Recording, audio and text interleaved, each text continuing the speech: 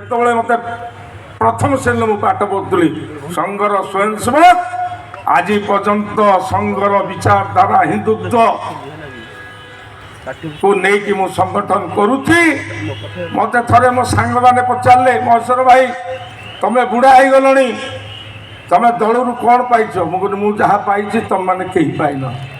କହିଲା କ'ଣ ପାଇଛ ତମେ? MLA ପାଇନ। ମୁଁ ତାଠୁ ମୁଁ ଅଧିକ ପାଇଛି। କ'ଣ ମୁଁ ନ ପାଇଛି? ମୁଁ ଲଢ଼େଇ କରୁଥିଲି ଅଯୋଧ୍ୟାରେ ଭଗବାନ ରାମଙ୍କର ଭବ୍ୟ ମନ୍ଦିର ନିର୍ମାଣ ହେବା ପାଇଁ। ଆଜି ଛିଡ଼ା ହେଇଛି ଆଜି ଭବ୍ୟ ମନ୍ଦିର।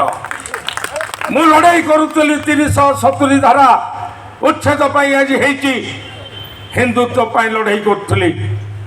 ଏବଂ ଅଟଳ ବିହାରୀ ବାଜपेयी ଆମେ ସ୍ଲୋଗାନ ମାରୁଥିଲୁ, देश का नेता कैसा हो अटल बिहारी जैसा हो, प्रधानमंत्री के अखिल बिहारी अटल बिहारी घास की रोटी खाएंगे, अटल जी को PM बनाएंगे।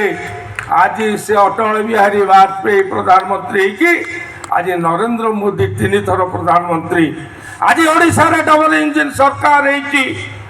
मु तो जोटा लक्ष्य चिंताठू तो अधिक पाई कौन पाई आज MLA मंत्री मुख्यमंत्री तो आरंभ करके बड़ बड़ नेता माने आता देखिले आमको सम्मान दौरान बड़ भाई बोले सम्मान दौरान आज नमस्कार कर बसौं जो गला खेली द्वार खोली जाटू बोली कौन आम आउ कौन पाई था कौटे पाई था मु बहुत किसी पाई आशाठार अधिक पाई।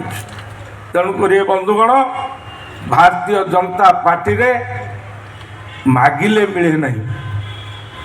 एटी अजाचित भाव में संगठन दिए जी संगठन पर समर्पित होके काम करे सी पाए।